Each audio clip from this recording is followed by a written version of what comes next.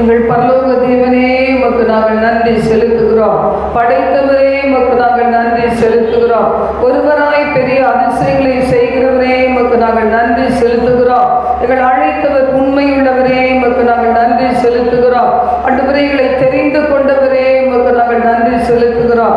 ஆண்டவரே, எங்களுடைய சபையின் பிள்ளைகள் அனலும் இல்லாமல் குளிரும் இல்லாமல் இருந்தால் ஆண்டவரே, நீ வாந்தி பண்ணி போட்டு விடுவீரே. இந்த நாளில் ஒரு அனலுள்ள ஜீவியம் செய்யும்படியால், இந்த நாள் முழுதும் சபையோடு இணைந்து நடக்கும்படியால், கர்த்தரோடு இணைந்து நடக்கும்படியால் பிள்ளைகளை அவிழ்க்கிறேன் ஆண்டவரே. அவளை கட்டி இருக்கிற கயிறுகள் அவிழ்க்கப்படுவதாக, அவைகள் எரிந்து சாம்பலாய் போவதாக. ஆண்டவரே, இந்த சுற்று வட்டாரத்தில் ஆண்டவரே இருக்கிற ஒவ்வொரு பிள்ளைகளையும் கர்த்தர் தொட்டு ரட்சிப்பீராக. ஆண்டவரே, எவர் மேல் கிருபையாய் இருக்க சித்தமாய் இருப்பீரோ, நீர் கிருபையாய் இருப்பீர். எவர் மீது தயவு பாராட்ட சித்தமாய் இருக்கிறீரோ, சித்தமாய் ஆண்டவரே உன் சித்தப்படி அவர் மேல் தயவு வைக்கிறீர். ஆண்டவரே, எவனை கடினப்படுத்த சித்தமாய் இருக்கிறீரோ அவர்களை கடினப்படுத்துவீர். ஆண்டவரே, ஆண்டவரே, எவர்களுக்கு இரக்கம் காட்ட சித்தமாய் இருக்கிறீரோ அவர்களுக்கு இரக்கம் காண்பிப்பீர். ஆண்டவரே, ஓ ரகதனம கந்தரன ஹத்துந்தரபா நீ பிரகதரதி அங்கரதி ஆவனி பகந்தரதியா கரபன. ஆண்டவரே, உமக்கு நன்றி அப்பா. இன்றைக்கு தேசம் எங்கும் உலக நாடுகள் எங்கும் நடக்கிற எல்லா சபைகளில் ஆராதனைகளை ஆசீர்வதிப்பீராக. ஊழியர்களை வல்லமையாய் பயன்படுத்துவீராக. எப்பொழுதும் ஜாக்கிரதையோடு எங்களுக்கு எதிரான காரியங்களை ஆண்டவரை எப்போதும் ஆண்டவரை எங்கள் கண் முன்பு நிறுத்தி, என் ஆண்டவரை பெரிய தேவனாய் பராக்கிரமசாலியாய் சகல அதிகாரம் பொருந்தினவராய் உத்தமனுக்கு கை கொடுக்கிற கர்த்தராய் ஊழியக்காரர் மேல் பரிதாபப்படுகிற தேவனாய் உம்மையே உயர்த்தி சிலுவை நிழல்ல மறைந்து உங்களை மகிமைப்படுத்த கிருபை தருவீராக. ஆண்டவரே, தூதர்களை காட்சிகளை போல அனுப்பி நல்ல திசைகள் 16 கோணங்கள் 32 கோணங்களை இருக்கிற பிள்ளைகள் இழுத்து கொண்டு வருவீராக. ஆண்டவரே, ஒரு சபைகளில் கர்த்தர் அசைவாடுவீராக. இந்த கடைசி காலத்திலே ஆண்டவரே, நீர் விரும்புகிறது போல நீர் ஆண்டவரே ஒவ்வொரு காரியங்களையும் நடத்துவீராக. ரீமனத ஹந்தரா இன்னில் நடங்கா சோத்திரம் தேவா என்றென்று நான் பாடுவேன். ஆகா என்னில் நடங்கா சோத்திரம் தேவா என்றென்று நான் பாடுவேன்.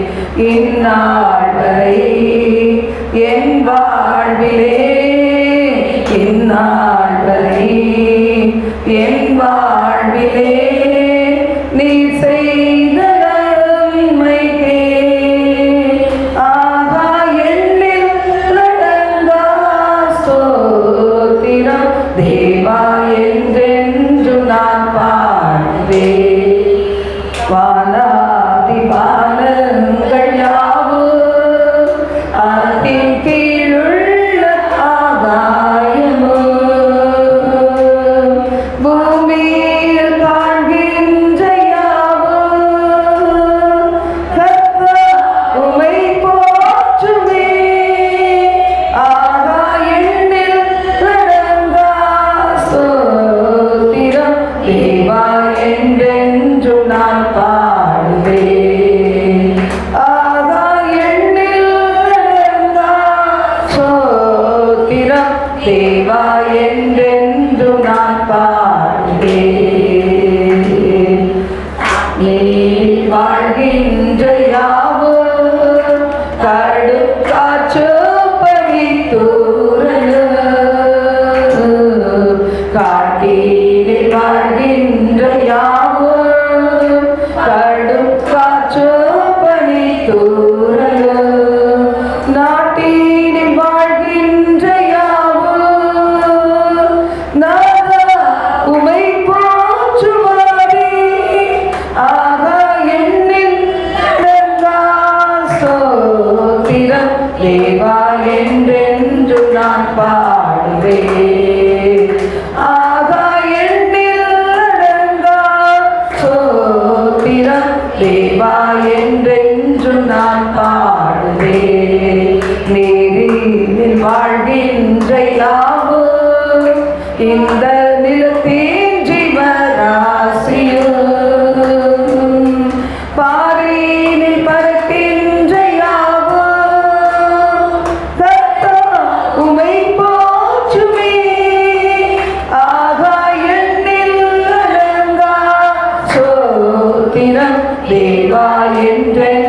நான் பாடுவேன்.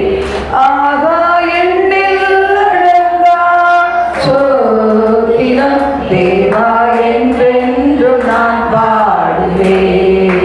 வாழ வயதுள்ளதோடு மிகும் வயதால் முதிர்ந்தோர்கள்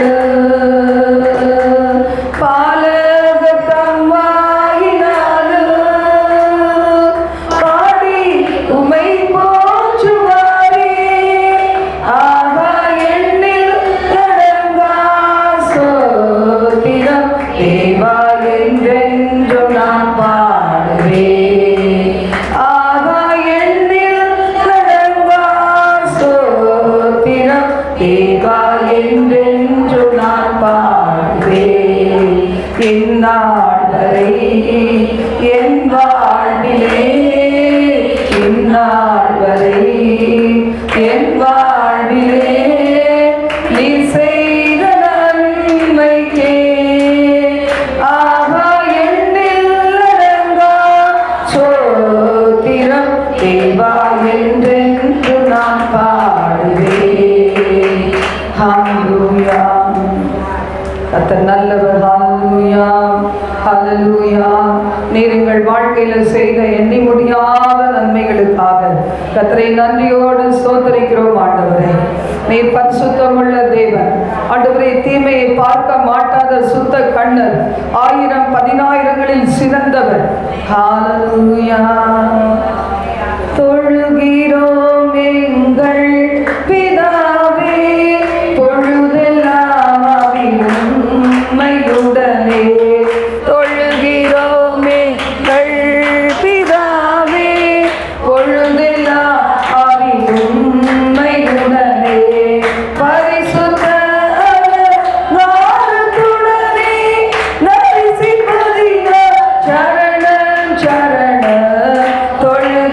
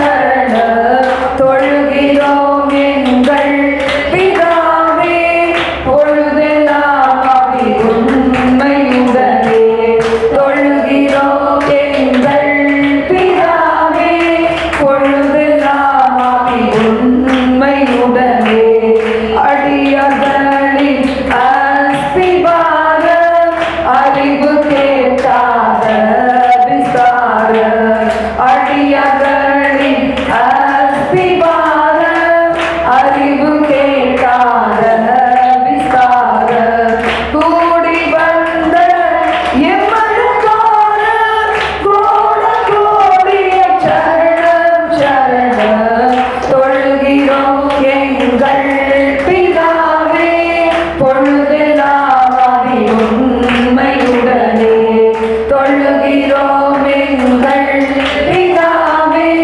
பொழுதெல்லாம் ஆவி உண்மையுடனே. ஹல்லேலூயா. ஆண்டவரை ஆவியோடு உண்மையோடும் கர்த்தரை தொழுது கொள்ள வேண்டும். கரங்களை தட்டி உற்சாகமாய் எப்போதும் காணப்பட வேண்டும். கர்த்தர் செய்த நன்மைகளுக்காக நம்முடைய இருதயம் பொங்கி பொங்கி பொங்கி வழிய வேண்டும். கர்த்தர் அதை எதிர்பார்க்கிறார். ஹல்லேலூயா. ஜீவனை கொடுத்து சுகபலனை கொடுத்து உங்களுக்கு ஒரு வேலையை கொடுத்து வருமானத்தை கொடுத்து நேசிக்கிற பிள்ளைகளை கொடுத்து ஒரு பக்கம் இல்ல ஒரு பக்கம் ஆறுதலை கொடுத்து நடத்தி வருகிறார்கள். ஓம் ரகதனமி அந்தர பௌஷ்யங்கரப ரிகதனதினி ககந்தரதி அங்கர பௌஷ்யங்கரபன. ஹல்லேலூயா.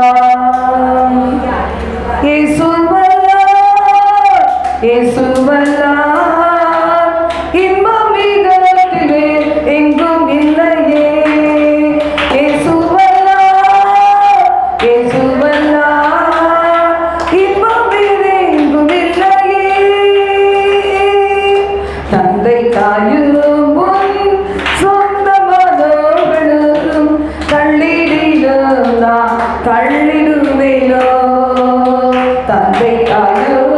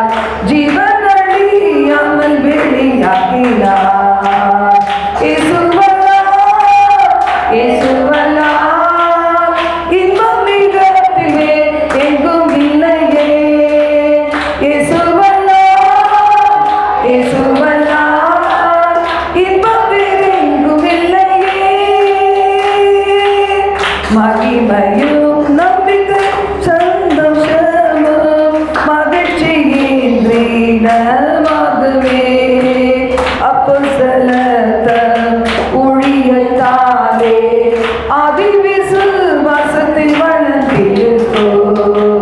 இயேசுவல்லார் இன்பம் மிகத்திலே எங்கும் இல்லையே.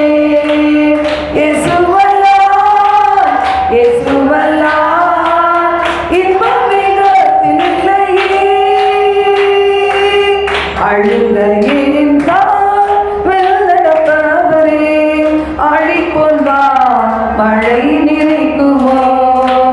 சென்றிட சீயோனே சேவனின் சந்நிதி ஜெயத்தின் மேல் ஜெயம் அடைந்திடுவோ.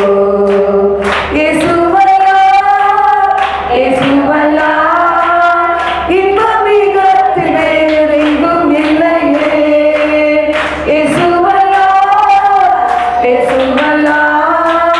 இன்பம்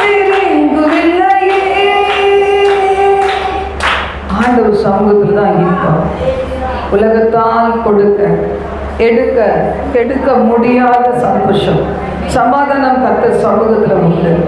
இந்த நாள் நான் பார்க்க போகிற செய்தியின் தலைப்பு, போஜனம் பண்ணு. தெரிந்து கொள்ளப்பட்ட பிள்ளைகளை ஆண்டவர் என்ன செய்ய மாட்டாரு, நாமளே சாப்பிட நினைச்சா கூட சாப்பிட மாட்டேன். சில நாள் ரொம்ப வருஷத்துக்கு முன்னாடி நான் ட்ரை பண்ணியிருக்கேன். என்ன செய்யக்கூடாது, எக்கு கூட சாப்பிட மாட்டேன். எதுக்குன்னா, நல்ல சத்துள்ள ஆகாரம் சாப்பிட்டா சில பேர் என்ன செய்வாங்க, வயசான காலத்தில் என்னடா இது போக மாட்டேங்குது, எப்படா உயிர் போகும், தூக்கி போடலான்னு பார்த்தா போட முடியலையே. சில பேர் சொல்லுவாங்க, அந்த காலத்து சாப்பாடு என்ன தீனி திணிச்சோ தெரியல, அது போகவே மாட்டேங்குது உயிர் அப்படி சொல்லுவாங்க. நான் கேள்விப்பட்டிருக்கிறேன். அதெல்லாம் பார்க்கும்போது நினைப்பேன், சத்தான ஆகாரம் சாப்பிட்டா ரொம்ப நாள் இருப்போம் போல இருக்குது, அதனால் என்ன செய்ய வேணாம், அதெல்லாம் சாப்பிட வேண்டாம் அப்படின்னு நினைப்பேன். இப்போ போனால் சத்தான ஆகாரம் அன்னைக்கு ஒதுக்குறதுனால இன்றைக்கி டாக்டருங்க என்ன செய்கிறாங்க, விட்டமின் டேப்லெட்டை கொடுத்து தின்னு அப்படிங்கிறாங்க. எனக்கு என்னத்துக்காக விட்டமின் டேப்லெட், நல்லா தானே இருக்கிறேன், இல்லை போட்டு தான் ஆகணுங்கிறாங்க. அது வேறு காசு கொடுத்து வாங்க வேண்டியது. அது எவ்வளோ கஷ்டம் பாருங்கள். அது மாதிரி நம்முடைய வாழ்க்கையில் தேவனால் தெரிந்து கொள்ளப்பட்ட பிள்ளைகளாக நீங்கள் இருந்தீங்கன்னா உங்கள் வாழ்க்கையை நீங்களாக அழித்து கொள்றதுக்கு ஆண்டவர் விடவே மாட்டார். இங்கே ஒரு நல்ல பெரிய பரிசுத்தவான என்ன செய்தார், வேதத்தில் நமக்கு தெரியும். அவர் என்ன செய்தார், சாவணும்னு நினைச்சார். சாவணும்னு நினைச்ச பெரிய பரிசுத்தவான் யாரு, எலியா. ஒரே ஒரு ஆள் தான் பதில் சொல்றாங்க. சாகணும்னு நினைச்ச ஒரு பெரிய தீர்க்கதரிசி யாரு, எலியா. சாகணும்னு நினைச்சு பெரிய வல்லமையான காரியத்தில் செய்தவர் யாரு, அதுவும் தெரியல. தெரியுமா தெரியாதா, ஒரு கேள்வி ரெண்டாவதுக்கு தடவை கேட்டால் தெரியாது. எலியா தான் பெரிய காரியத்தை செய்தான். 450 பாகால் தீர்க்கதரிசிகளுக்கு முன்னாடி ஒத்த ஆளர்ந்து சவால் விட்டான், கர்த்தரை நிரூபித்தான். ஆனால் என்ன செய்யணும்னு நினச்சான், எதிர்ப்பு வந்தோட செத்தா பரவாயில்லையே, செத்துடலாமா, ஒரு மனுஷன் எத்தனை தடவை தான் செத்து பிழைக்கிறது, நம்ம என்ன கடவுளாக பிழைக்கிறதுக்கு. செத்து பிழைச்சவர் ஒரே ஒருத்தர், அவர் இயேசு கிறிஸ்து. வேற யாரும் செத்து பிழைச்சதே கிடையாது. அப்போ ஆண்டவருடைய வார்த்தை இங்கே சொல்லுகிறது, போஜனம் பண்ணு. ஆண்டவர் பாருங்க, சாவை இருக்கிறவனை பார்த்து அவன் தலைக்கு மாட்டில் அப்பத்தையும் வச்சு தண்ணியை வச்சு சாப்பிடுப்பா, நான் சாப்பிட்றான் படுத்துக்கிறான். வாசிக்கலாமா? இதில் என்ன அதிகாரம்னா 1 ராஜாக்கள் 19ஆம் அதிகாரம் 5 முதல் 18 வசனங்கள். சிலதெல்லாம் நம்ம வாசிக்கலாம். ஒரு சூறை செடியின் கீழ் படுத்துக்கொண்டு நித்திரை பண்ணினான். அப்பொழுது ஒரு தூதன் அவனை தட்டி எழுப்பி, எழுந்திருந்து போஜனம் பண்ணு என்றான். அவன் விழித்து பார்க்கிற போது இதோ தலையில் சுடப்பட்ட அடையும் ஒரு பாத்திரத்தில் தண்ணீரும் அவன் தலைமாட்டில் இருந்தது. அப்பொழுது அவன் புசித்து குடித்து திரும்ப படுத்துக் கொண்டான். இல்ல பார்க்கிறோம், சூறை செடி கீழே எலியா வந்தது எதுக்காக, சாவணும் தான். பட்டினி ஏதாவது செத்து தொலைணும். நம்ம என்ன செய்யக்கூடாது, எசபேல் கிட்ட மாட்டிக்கூடாது. அவ கையால் சாப்பிட்றதுக்கு இப்படியே செத்துடலாம் அப்படின்னு நினச்சிட்டு போனான். அங்கே பார்த்தா ஆண்டவர் விடவே இல்லை. தூதனை அனுப்பி தட்டி எழுப்புறார். தூங்குனது போதும், எழுப்பு, இதை சாப்பிடு அப்படின்னு சொல்கிறார். என்ன கொடுத்தாரா, சுட சுட நொந்து போன நேரத்தில் ஆண்டவர் சுட சுட கொடுத்து விடுறார். என்னத்தை கொடுக்குறாரு, சுடப்பட்ட தழலில் சுடப்பட்ட ஒரு அடையும் தண்ணீர், பாத்திரத்தில் தண்ணி அவன் தலைக்கு மட்டும் வைக்கிறார். அவன் என்ன செய்யறான், குடிச்சா படுத்துக்கிட்டான். 7ஆம் வசனம், கர்த்தருடைய தூதன் திரும்ப 2ஆம் தரம் வந்து அவனை தட்டி எழுப்பி, எழுந்திருந்து போஜனம் பண்ணு, நீ பண்ண வேண்டிய பிரயாணம் வெகு தூரம் என்றான். ரெண்டாவது கொஞ்சோண்டு சீக்கிரட் வெளிப்படுத்துறார். சரி சாப்பிடுப்பா. எதுக்கு சாப்பிடு, நீ போக வேண்டிய தூரம் வெகு தூரம். சில ஊழியக்காரங்க சொல்லுவாங்க, நீங்கள் பண்ண வேண்டிய பிரயாணம் வெகு தூரம் அப்படி சொல்லுவாங்க. நான் நினச்சிட்டே இருப்பேன் வேற மாதிரி. ஆனால் அந்த ஊழியக்காரங்க சொல்லுவாங்க, இன்னும் பண்ண வேண்டிய தூரம் வெகு தூரம், சோர்ந்து போகாது அப்படி சொல்லும்போது நினைப்பேன், என்னடா அது விடவே மாட்டார் போல, கர்த்தர் நம்மளை மறுபடியும் ஓட வைக்கிறாரு.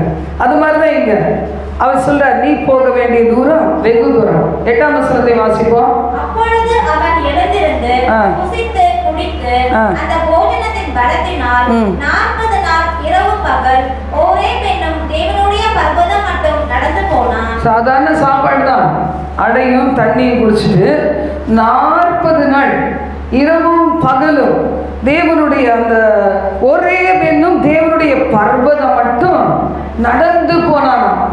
எவ்வளோ நாள் பாருங்க, 40 நாள். நம்ம காலையில் எத்தனை பேர் சாப்பிட்டுட்டு வந்தீங்களோ தெரியல, இப்போ வயிறு பசிக்கிற மாதிரி இருக்கு. நான் கூட காஃபி குடித்தேன், ஒரு சின்ன ஸ்லைஸு கேக் சாப்பிட்டேன், சின்ன ஸ்லைஸ் இவ்வளோண்டு. ஏன்னா அந்த அடியை இருக்கக்கூடாது, கால் வலி வந்துடும், அதுக்காக வேற எதுவும் இல்லை. பார்த்தீங்கன்னா இப்போ எப்படி இருக்குது, வயிறுலாம் திகு திகுன்னு இருக்குது, எரியுது. ஆனால் அவன் என்ன செய்தான், 40 நாள் இரவும் பகலும் ஒரே பர்வதம் மட்டும் ஓடி போனான். நான் நினைக்கிறேன் அந்த சாப்பாட்டு பலத்தினால கிடையாது, நீ பண்ண வேண்டிய தூரம் வெகு தூரம் சொன்னார் பாருங்க தூதன். அந்த வார்த்தை அவரை பலப்படுத்த 40 நாள் அவர் போயிருக்கிறார். அடுத்தது வாசிப்போம். அங்க போய் ஒரு கெபிக்குள்ள போய் தங்கினான். நப்பா செய்யணும், நின்றுட்டான், மூச்சு வாங்கிச்ச அனுபவத்தில் நின்றுட்டு என்ன செய்தார், கெபிக்குள்ள போய் தங்கிட்டார். அப்ப அங்க ஆண்டவர் கேட்கிறார், எலியாவே இங்கே உனக்கு என்ன காரியம்? ஆண்டவருக்கெல்லாம் டிமிக்கெல்லாம் கொடுக்க முடியாது, எங்கன்னாலும் உச்சி முடியை பிடிச்சி இழுத்துட்டு வந்து சிலுவையில போட்டுருவார். கர்த்தர் ஊழியம் செய்யணும் போட்டுருவார். 10ஆம் வசனம் சொல்லுகிறது, அதற்கு அவன் சேனைகளின் தேவனாகிய கர்த்தருக்காக வெகு பக்தி வைராக்கியமாய் இருந்து இஸ்ரவேல் புத்திரர் உமது உடன்படிக்கையை தள்ளி விட்டார்கள், உம்முடைய பலிபீடங்களை இடித்து உம்முடைய தீர்க்கதரிசிகளை பட்டயத்தினால் கொன்று போட்டார்கள். நான் ஒருவன் மாத்திரம் மீதியாய் இருக்கிறேன், என் பிராணனையும் வாங்க தேடுகிறார்கள் என்றான். நான் என் பிராணனையும் வாங்க தேடுகிறாங்க. எல்லா தீர்க்கதரிசி எல்லாத்தையும் கொலை பண்ணி போட்டானுங்க, இப்ப என்னைய தேடுறாங்க. அப்போ 13ஆம் வசனத்தை வாசிப்போம். அதை எலியா கேட்டபோது தன் சால்வையினால் தன் முகத்தை மூடிக்கொண்டு வெளியே வந்து கெபியின் வாசலில் நின்றான். அப்பொழுது இதோ எலியாவே, இங்கே உனக்கு என்ன காரியம் அப்படின்னு சொல்லிட்டு ஆண்டவர் என்ன செய்யறாரு, அவன் கொண்டு போட்டவனை பத்திலாம் பேசல, எதிராளியை பத்தியே பேசல, உன்னை பத்தி நான் சொல்றேன்ப்பா, நீ உயிர் வாழ்வதற்கு காரணம் இருக்குது என்று சொல்லி என்ன செய்தாரு. 15ஆம் வசனத்துல வாசிக்கும் போது, ராஜாவாக ஆசகேலை திரும்பி போய் சீரியாவின் மேல் ராஜாவாக அபிஷேகம் பண்ணு, எகுவை அபிஷேகம் பண்ணு, எலிசாவை அபிஷேகம் பண்ணு அப்படின்னு சொல்றார். போஜனம் கொடுக்கறது எதுக்காக? ஆண்டவர் வார்த்தை என்கிற மன்னாவை உங்களுக்கு இந்த நாள்ல கொடுத்துட்டு இருக்கிறது எதுக்காக? நீங்க பண்ண வேண்டிய தூரம் வெகு தூரம், நீங்க கர்த்தருக்காக எழும்ப வேண்டியது அதிகமான காரியம். இன்னைக்கு அற்பமான காரியம் ஏதோ எல்லாரும் மாதிரி வாழ்ந்து முடிச்சிடலான்றதுக்காக இந்த செய்தியை கேட்கறதுக்கு நீங்க வரல, இந்த சபைக்கு இந்த வார்த்தையை தேவன் கொடுக்கல. அப்போ தேவன் சொல்லுகிறார், நீ போக வேண்டிய தூரம் வெகு தூரம். போஜனம் பண்ணு, வார்த்தையை நீ அங்கீகரித்துக்கள். என்ன இன்னைக்கு வியாதி இருக்கலாம், இன்னைக்கு என்ன பிரச்சனை இருக்கலாம், இன்னைக்கு யாருடைய அன்பே இல்லாம போகலாம், அதுக்காக செத்து போகிறது கிடையாது. ஆண்டவர் உன்னை குறித்து எனக்கு ஒரு நோக்கம் உண்டு, நீ போக வேண்டிய தூரம் வெகு தூரம். 2 தீமோத்தேயு 3ஆம் அதிகாரம் வாசிக்கிறோம். முதல் 17 வசனங்கள்ல சில வசனங்களை வாசிக்கலாம். மேலும் கடைசி நாட்களில் கொடிய காலங்கள் வரும் என்று அறிவாயாக. எப்படி எனில் மனுஷர்கள் தற்பிரியராயும் பணப்பிரியராயும் வீம்புக்காரராயும் அகத்தையுள்ளவர்களாயும் தூஷிக்கிறவர்களாயும் தாய் தகப்பன்மாருக்கு கீழ்ப்படியாதவர்களாயும் நன்றி அறியாதவர்களாயும் பரிசுத்தம் இல்லாதவர்களாயும் சுபாவ அன்பில்லாதவர்களாயும் இணங்காதவர்களாயும் அவதூறு செய்கிறவர்களாயும் இச்சையடக்கம் இல்லாதவர்களாயும் கொடுமையுள்ளவர்களாயும் நல்லோரை பகைக்கிறவர்களாயும் துரோகிகளாயும் துணிகரம் உள்ளவர்களாயும் இருமாப்புள்ளவர்களாயும் தேவ பிரியராய் இராமல் சுகபோக பிரியராயும் தேவ பக்தியின் வேஷத்தை தரித்து அதன் பலனை மறுதளிக்கிறவர்களாயும் இருப்பார்கள். இதுதான் உலகத்துல காணப்படுது. இவ்வளோ விதமான குணங்கள் எங்க இருக்குது? உலகத்துல இருக்கு. அது சபைக்குள்ள வரக்கூடாது, சபையின் பிள்ளைகளாக வருகிற நமக்குள்ள இருக்கக்கூடாது. ஒருவேளை உங்க பிள்ளைகள் நமது பிள்ளைகள் இப்போ எங்கால மாதிரி இருக்கிற என்ன மாதிரி இருக்கிறவங்க வீட்டில் இருக்கிற பிள்ளைகள் ஒருவேளை எங்களுடைய பிள்ளைகளை நாங்கள் வளர்த்துட்டோம், இன்னைக்கு அவங்க தூரத்தில் இருக்கிறாங்கன்னா இப்படிப்பட்டவர்கள் நடுவில் தான் இருக்கிறாங்க. ஆண்டவருடைய வார்த்தை சொல்லுது, காலேஜுக்கு போனால் அப்படிதான், ஐடிஐ படித்தாலும் சரி, இல்லைன்னா ரெகுலர் காலேஜுக்கு போனாலும் சரி, ஸ்கூலுக்கு போனாலும் சரி, எங்கே போனாலும் இப்படிப்பட்டவர்கள் தான் அதிகமாக இருக்கிறாங்க. ஆனால் இவர்களை விட்டு நீ என்ன செய், விலகு. 6ஆம் வசனத்தை வாசிப்போம். பாவங்களால் நிறைந்து பற்பல இச்சைகளால் இழுப்புண்டு. இங்கே தெரிந்து கொள்ளப்பட்ட பிள்ளைகளுக்கு நிறைய டிஸ்ட்ராக்ஷன்ஸ்லாம் வரும். நீ வேணுமா, உலகம் வேணுமா, இல்லை நான் வேணுமா? அழைப்பு உனக்கு இப்படி தெரிந்து கொண்டேன், நான் உன்னை எனக்காக தெரிந்து கொண்டேன். சண்டே கிளாஸ் ஊழியத்தை நீ நல்லா செய்கிறதுக்காக. திருடன் கையில் போலீஸ்காரங்க உத்தியோகத்தை கொடுத்தாங்கன்னு சொல்லுவாங்க பாருங்க. அது மாதிரி தான் சிறு பிள்ளையிலேயே எங்கள் அம்மா வேலைக்கு போயிடுவாங்க, அப்பா வேலைக்கு போயிடுவாங்க. 2 பேருக்கும் அடிக்க உதைக்க மட்டும் தான் தெரியும், அன்பு காட்ட தெரியாது.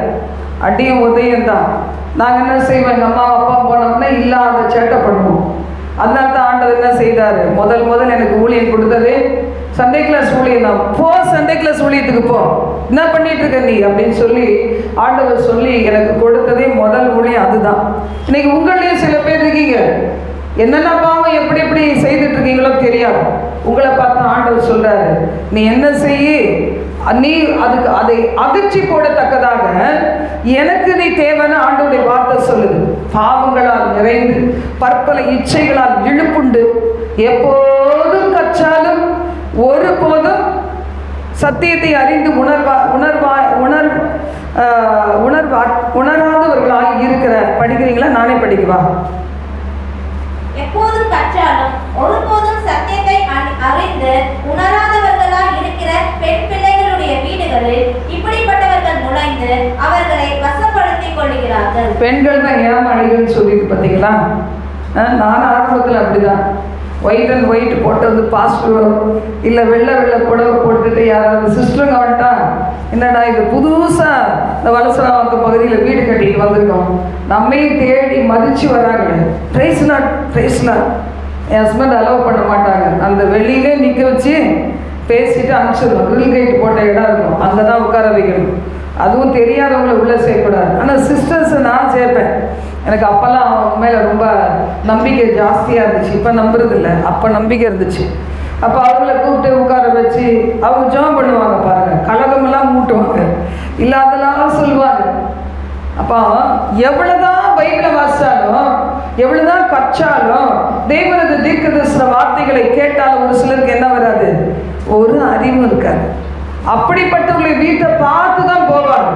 போய் என்ன செய்வாங்களா, தெரிந்து கொள்ளப்பட்ட பிள்ளைகளாக இருந்தாலும் இங்கே வாங்க, இங்கே உங்களுக்கு எவ்வளோ சத்தியம் வேணால் தரோம், பிரியாணி பார்சல் தரோம், ஆளுக்கு 100 ரூபா கையில் தரோம், இங்கே வாங்க. சர்ச்சில் என்ன தராங்க, ஒன்றும் தரதில்லை. போனால் இட்லி போடுறாங்க, அவ்வளோதான் போடுறாங்க. நாங்கள் இங்கே வந்து என்ன செய்வோம், பிரியாணி பார்சல் தரோம் வாங்க. அப்போ என்ன செய்வாங்க, உடனே இவங்க வாங்கி நம்மள நீங்களாம் ரொம்ப நல்லவங்க தெரியும் உங்களுக்கு. ஒரு சிலர் 9ஆம் வசனம் சொல்லுது பாருங்க, ஒரு நாள் இந்த மதிகேடெல்லாம் வெளிப்படும், நீயோ என் போதகத்தையும். 10ஆம் வசனம், நீயோ என் போதகத்தையும் நடக்கையையும் நோக்கத்தையும் விசுவாசத்தையும் நீடிய சாந்தத்தையும் அன்பையும் பொறுமையையும் அந்தியோகியா இக்கோனியா லிஸ்திரா என்னும் பட்டணங்களில் எனக்கு உண்டான துன்பங்களையும் பாடுகளையும் நன்றாய் அறிந்திருக்கிறாய். எவ்வளவோ துன்பங்களை சகித்தேன், இவை எல்லாவற்றினின்றும் கர்த்தர் என்னை நீங்களாக்கி விட்டார். எவ்வளவோ துன்பங்கள் தேவ பிள்ளைகள் வாழ்க்கையில் பாருங்கள். நான் நேற்று கூட ஒரு யூடியூப்பில் ஒரு காரியத்தை பார்க்கும்போது மனசு ரொம்ப கஷ்டமாயிடுச்சு. இன்னைக்கா நேற்றான்னு தெரியல, 3 மிஷினரிகள், அதாவது ஒரு ரொம்ப ஏஜான கூட இல்லை, பார்க்க நல்லா அழகாக இருக்கிறாங்க. அவங்க பாருங்கள், ஏதோ ஒரு இடத்துல ஊழியம் செய்துட்டு வராங்க. அவங்கள வந்து நிறைய போர் ஆயுதங்களை தரிச்சிட்டு வந்த நிறைய குரூப் ஆஃப் பீப்புள் என்ன செய்கிறாங்க, அவங்கள பிடிச்சி இழுத்துட்டு போய் ஒரு ரூமில் போட்டு அடைச்சி சித்திரவதை பண்ணி கடைசியில் ஷூட் பண்ணி சாவடிச்சிட்டாங்க. அவங்க என்ன செய்தாங்க பாருங்கள், அவங்க நாட்டை விட்டு இன்னொரு நாட்டுக்கு இன்னொரு இடத்துக்கு வந்து தேவனுடைய வார்த்தையை சொல்லிட்டு அவங்க திரும்பி வரும்போது இரக்கமில்லாத அந்த செயல்கள். அவங்களால என்ன செய்ய முடியும், ஒரு மனுஷனை அழிக்க முடியும். ஆனால் அவங்க விதைத்த வசனங்கள் எப்படி இருக்கும், கொஞ்சம் 30, 60, 100 பலனளிக்கும். ஒரு தோமா வந்தார் நமக்காக, இந்தியா தேசத்தை தேடி வந்ததுனால்தான் இந்த இடத்துல சுவிசேஷம் அறிவிக்கப்பட்டது. அப்போ இன்னைக்கு ஆண்டவருடைய வார்த்தை சொல்லுது, எல்லா துன்பங்களையும் பாடுகளையும் அறிந்திருக்கிறார். எவ்வளோ துன்பங்களை சகித்தேன், எல்லாவற்றின்றும் ஆண்டவர் என்னை நீங்களாக்கி விட்டார். 12ஆம் வசனம்.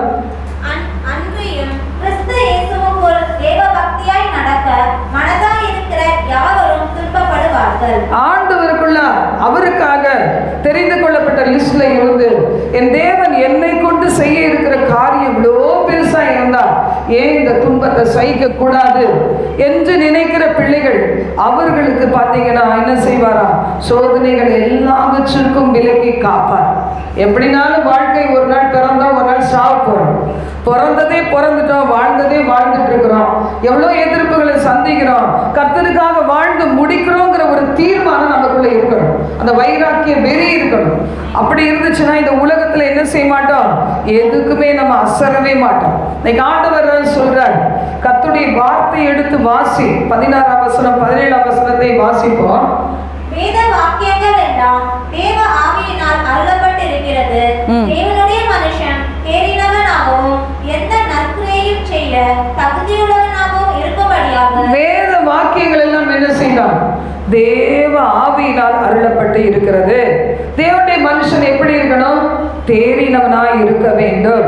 எந்த நல்ல கிரியை செய்வதற்கு தகுதியுடையவனாய் இருக்க வேண்டும்.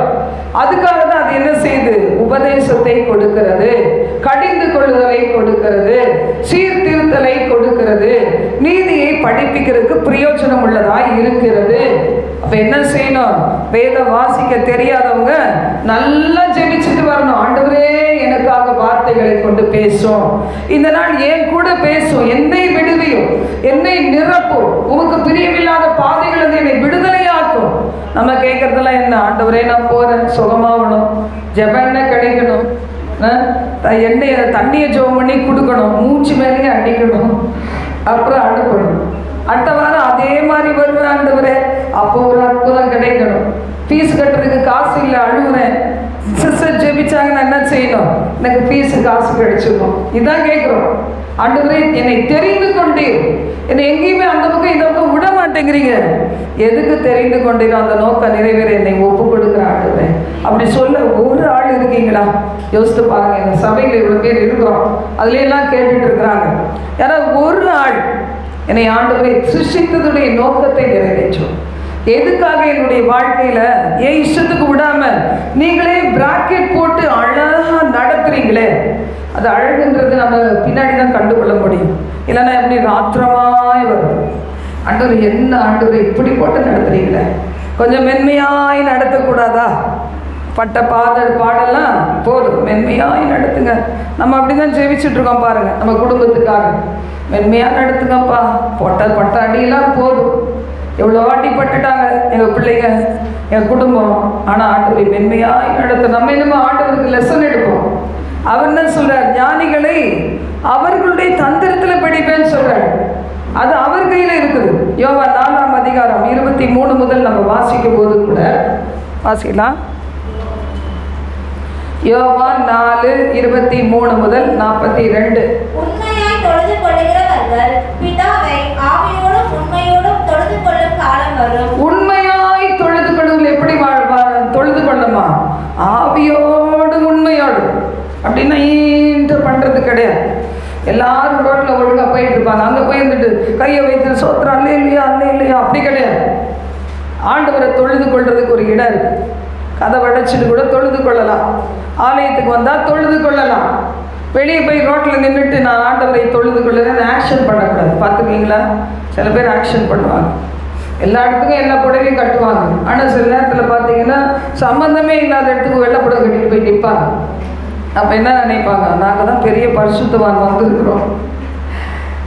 இந்த நுணலும் தன் வாயால் கெடுன்ற மாதிரி மழை நேரத்தில் தவளை பார்த்தீங்களா?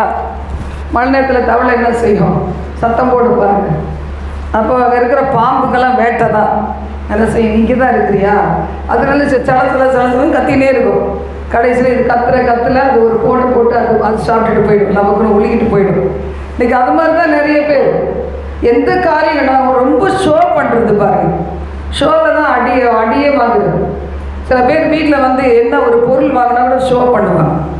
எதுக்காக வாங்குறாங்க? 4 பேர் பார்க்கறதுக்காக தான். ஒரு மோதிரம் போட்டால் போட்டிருக்கேன் பாரு, கழுத்தில் செயின் போட்டிருக்கேன் பாரு, அது எங்கேயோ போக வேண்டியதுக்கு போயிடும் கொஞ்ச நாளில். அதனால இன்னைக்கு ஆண்டவருடைய வார்த்தை சொல்லுது, எதையுமே நம்ம என்ன செய்யணும்? ஞானமாய் செய்யணும். ஆவியோடு உண்மையோடு தொழுது கொள்ள வேண்டிய இடத்துல வந்துட்டு கையை தட்டாம அப்படியே நிற்கிறது. இன்னொரு இடத்துல போய் என்ன செய்யுது? கையை ஓங்கி தட்டுறது. வீட்டில் போய் பக்கத்து வீட்டில் உள்ளவங்களாம் என்ன செய்யும்? கம்பெடுத்து 2 சாத்துவாங்க. அம்மாதிரி கர்த்தரை எப்படி கர்த்தரை தொழுது கொள்றதுக்கு நம்ம என்ன செய்யலாம்? நம்முடைய வீடு இருக்கு, நம்முடைய ஆலயம் இருக்கு, திறந்தே இருக்கு, சாவி கூட வாங்கிட்டு வரலாம், ஒன்றும் பிரச்சனையே கிடையாது.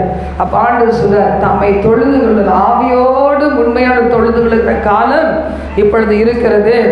அதுக்கு அடுத்தது சமாரியா ஸ்திரியை பற்றியெல்லாம் நம்ம சொன்னதை நம்ம பார்க்குறோம், அதெல்லாம் தெரியும். ஆண்டோடைய வார்த்தை அதுக்கப்புறமா என்ன நடக்குது? 30ஆம் வசனத்தில் வாசி, 30ஆம் வசனத்தில் வாசிங்க. அப்பொழுது அவர்கள் ஊரிலிருந்து புறப்பட்டு அவரிடத்தில் வந்தார்கள். இப்படி நடக்கையில் சீஷர்கள் அவரை நோக்கி ரபி போஜனம் பண்ணும் என்று வேண்டிக் கொண்டார்கள். ரபி போஜனம் பண்ணும் என்று வேண்டிக் கொண்டார்கள். அப்ப என்ன போஜனம்? அவர் என்ன சொல்றாரு? நான் புசிப்பதற்கு நீங்கள் அறியாத ஒரு போஜனம் எனக்கு உண்டு. அப்பொழுது சீஷர்கள் ஒருவரை ஒருவர் பார்த்து, யாராவது அவருக்கு போஜனம் கொண்டு வந்திருப்பானோ என்றார்கள். இயேசு அவர்களை நோக்கி, நான் என்னை அனுப்பினவருடைய சித்தத்தின்படி செய்து அவருடைய கிரியையை முடிப்பதே என்னுடைய போஜனமாய் இருக்கிறது. அவருடைய போஜனம் என்ன அப்படின்னா, என்னை அனுப்பினவருடைய சித்தத்தின்படி செய்து முடிப்பதே என்னுடைய போஜனம். அவர்களுக்கு அப்படி சொல்லிட்டு அவர் சொல்றார், நீங்க கூட அதை செய்யுங்க, அறுப்புக்கு வயலிலும் ஆயத்தமாய் இருக்கிறது. நீங்கள் நல்லா ஜெபம் பண்ணிட்டு, ஆண்டவரே எனக்கு யாராவது சிலரை காண்பியும், அவர்களுக்கு நான் சத்தியத்தை சொல்லி ஆலயத்துக்கு கூட்டிகிட்டு வர யாரையாவது காண்பியும் நீங்கள் கேட்டிங்கன்னா, உண்மையிலே உங்களுடைய வார்த்தைக்காகவே காத்திருக்கிற யாரையாவது நீங்கள் பார்க்க நேரிடும். ஏன்னா எந்த சோதனைகளுக்குள்ளாக நம்ம போகிறோமோ அதே சோதனைகளுக்குள்ளாக போயிட்டு இருக்கிற பிள்ளைகள் உங்களுக்காக தான் காத்திருக்கிறாங்க. கர்த்தர் அதான் சொல்றார், நீங்க போய் என்ன செய்யுங்க, என்னை போலவே பிதாவின் சித்தம் செய்வது என்னுடைய போஜனமாய் இருப்பது போல உங்களுக்கும் அது போஜனமாய் இருக்கட்டும், முக்கியமானதாக இருக்கட்டும் அப்படின்னு சொல்லி என்ன செய்யறார்? சொல்றார். சமாரியா ஸ்திரியை குறித்து ஆண்டவர் அவளுடைய வாழ்க்கை குறித்து எல்லாத்தையும் சொல்லிட்டு, அவர் சொல்லும்போது அவன் என்ன சொல்றார்? கிராமத்துக்கு போய் சொல்றார், நான் செய்த எல்லாவற்றையும் சொல்லுகிற ஒரு தீர்க்கதரிசி இருக்கிறாரு, வாங்க வாங்க வாங்கன்னு கூப்பிடும் போது அவங்க என்ன சொல்றாங்க? 42ஆம் வசனத்தை வாசிப்போம்.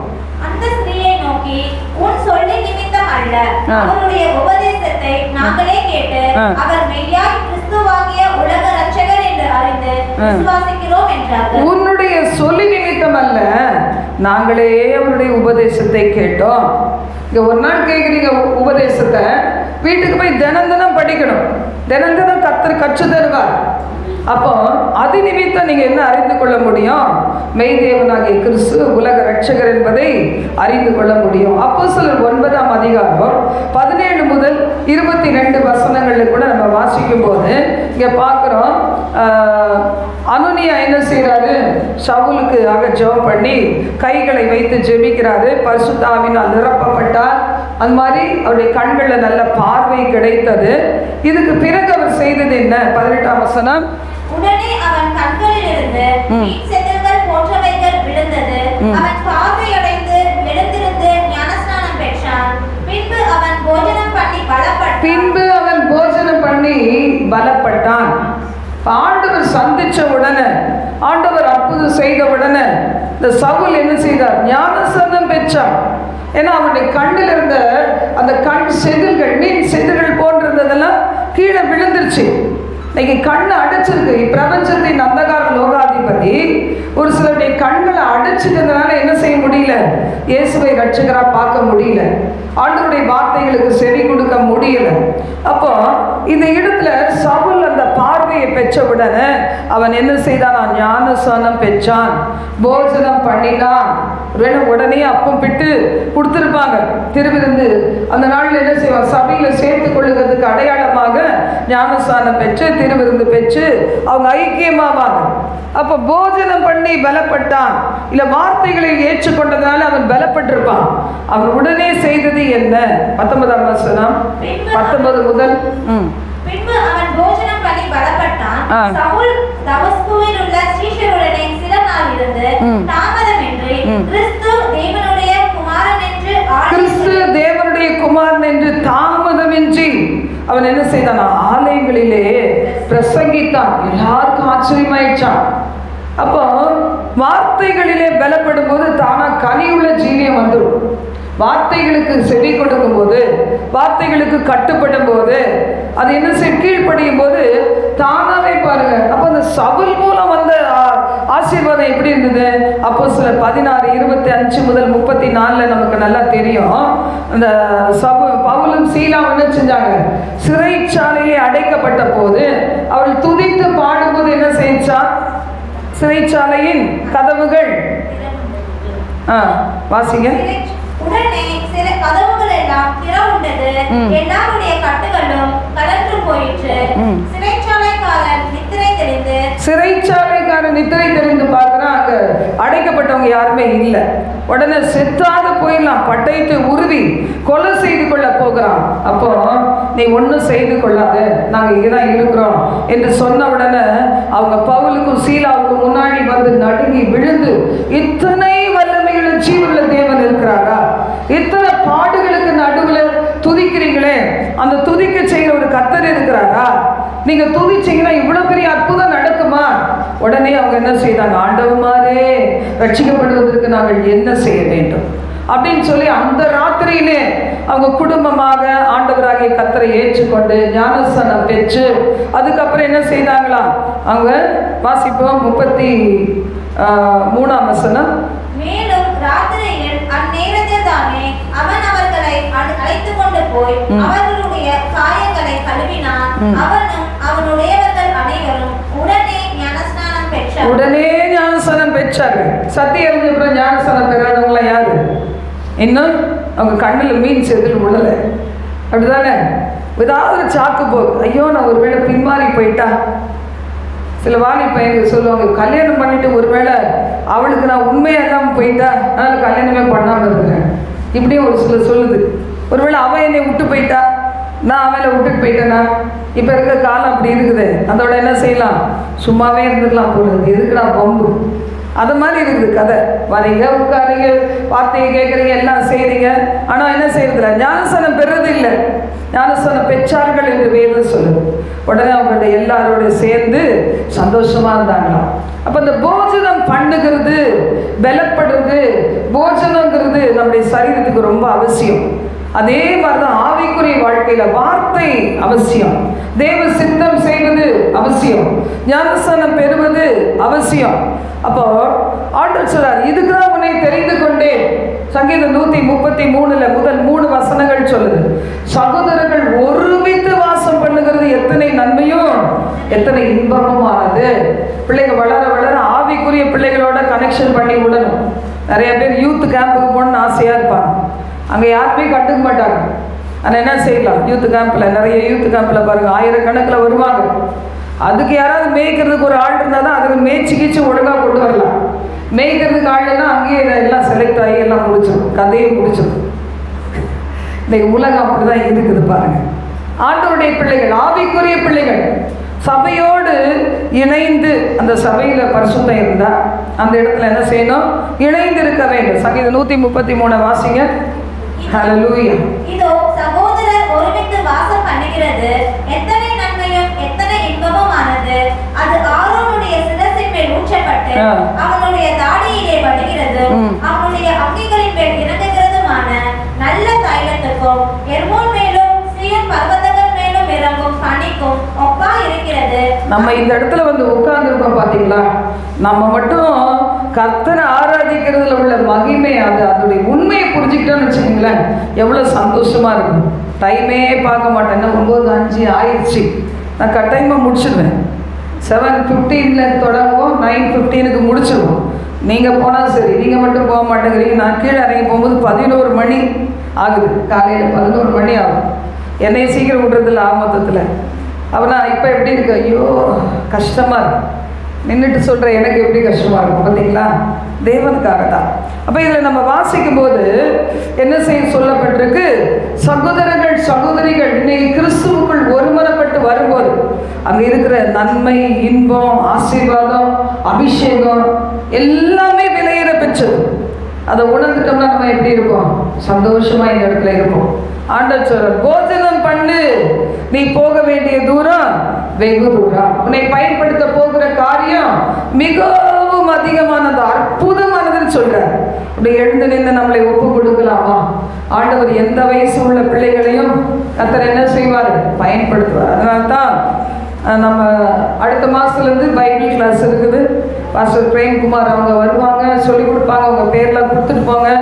அப்போ என்ன செய்யலாம்? வேத வசனத்தை கற்று தேர்ந்து நான் கூட பயன்படுவேனா அப்படி நினைச்சீங்கன்னா கட்டாயமாக பயன்பட முடியும். நினைக்கணும், அதுதான் பிரச்சனையே. நம்ம எதனா செய்யணும்? மேலான காரியங்களை யோசிக்கணும். கண்ணை மூடி ஜெபம் பண்ணலாமா? எங்கள் பரலோக தேவனே, இந்த நாளில் கூட தேவனால் தெரிந்து கொள்ளப்பட்ட பிள்ளைகள் ஆண்டவரே, அவர்களோடு நீர் பேசி இருக்கிறீர் ஆண்டவரே. அழைக்கப்பட்டவர்கள் அல்ல, தெரிந்து கொள்ளப்பட்ட பிள்ளைகள். ஒரு குழந்தைக்கு என்ன தெரியும் அப்படின்னு நினைக்கிறதுல, உலகமே தோன்ற முன்னாடி எங்கள் எல்லாரையும் தெரிந்து விட்டீர் ஆண்டவரே. ஹல்லேலூயா, ஹல்லேலூயா. வாலிப பிள்ளைகள் இதை உணரட்டும், சிறு பிள்ளைகள் உணரட்டும், வாலிப வயது, இளம் வயது, வாலிபம் மாயை இதை உணரட்டும். மனம் இறங்குவீராக, போஜனம் பண்ணி பலப்பட கிருபை தருவீராக. வாழ்க்கையின் விரக்தியான நிலைமையில எதுவுமே நான் நினைச்ச மாதிரி நடக்கலன்னு சொல்லி தன்னை மாய்த்து கொள்ள நினைக்கிற பிள்ளைகள் இந்த வார்த்தையை கேட்கும் போது உயிர் பெறுவார்களாக. ஆண்டவரே, ஓடச் செய்யும் ஆண்டவரே. ரிமாலர சந்தரதி யங்கரபனா ஒரு ஹம்தனிதிரி கரம்தனதி யங்கரபா. ஒப்பு கொடுங்க. ஒருவேளை உலகம் தள்ளலாம், பிள்ளைகள் தள்ளலாம், குடும்பம் தள்ளலாம், ஒருவேளை உங்க லைஃப் பார்ட்னரா இருக்கவங்க தள்ளலாம். என் ஆண்டவர் ஒரு நாளும் தள்ள மாட்டார். அந்த குருடனை பார்த்து தள்ளினாங்க. முத்திலும் பாவத்துல பிறந்த நீ எங்களுக்கு போதிக்கிறாயோ அப்படின்னு தள்ளினாங்க. ஆண்டவர் அவனை தூக்கி சுமந்து அவனை எழுப்பி நிறுத்தி அற்புத சாட்சியாய் நிறுத்தினார். அந்த தேவன் தான் இன்னைக்கு உங்களுக்கு சொல்லுகிறார். ஹல்லேலூயா. எத்தனை பேர் ஒப்பு கொடுக்குறீங்க? எத்தனை பேர் ஆண்டவரிடத்துல சொல்லு, ஆண்டவரிடத்துல சொல்லுங்க, ஆண்டவரிடத்துல சொல்லுங்க. இயேசுவே, எனக்கு சுகம் கொடுத்து என் பிள்ளைகள் என்ன மதிக்காம நடக்கிறாங்க ஆண்டவரே, ஆனா அவங்க முன்னாடி என் தலையை உயர்த்தும் ஆண்டவரே, அவங்க முன்னாடி என் ஆண்டவரை நான் நிரூபிக்க சந்தர்ப்பங்களை தாரும் தகப்பனே. என்னை விசுவாசத்துல வல்ல மகளாக மாற்றும் தகப்பனே. என் கண்ணீர் அவங்க பார்க்கறதுனால திருந்திட மாட்டாங்க. என் ஆண்டவரே, என்னில உண்மை பார்க்கறதுனால தான் திருந்துவாங்க. அப்பா சொல்லுவீங்களா? ஒப்பு கொடுங்க, ஒப்பு கொடுங்க. தாய் தகப்பன் ஒப்பு கொடுங்க. பாட்டியா இருக்க ஒப்பு கொடுங்க. என்னை பேத்திகளையோ என்னுடைய மகன் மகளையோ அசைக்கவே முடியலையே அப்படிங்கிற பிள்ளைகள் ஒப்பு கொடுங்க. ஹல்லேலூயா. ரிமரப ஹந்தரதிரி கரந்தனா ரிமக்கரதியா கரபனா ஓரா பாபா நபி ஷக்கனமி. சின்ன பிள்ளை கண்ணை மூடி ஆண்டவருக்கு ஒப்பு கொடு, கண்ணை மூடி ஒப்பு கொடு, ஜெபம் பண்ணு. ஹல்லேலூயா. ஓரா பாபா நம கந்தர பௌஷியா கரபதியா கரபனா ரிமனதுரி கரந்தலதியா கரபனா. ஒரு வாழ்வு அது உமக்காக, ஒரு வாழ்வு அது உமக்காக, உணர்வெல்லாம் உமக்காக, உள்ளமெல்லாம் உமக்காக, உணர்வெல்லாம் உமக்காக, உள்ளமெல்லாம் உமக்காக,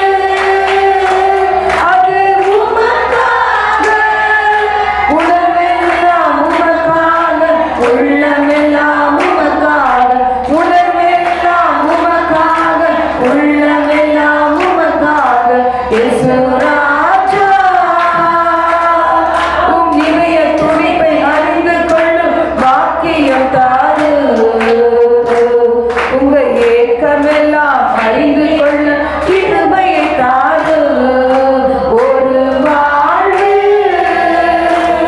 அல்லேலூயா.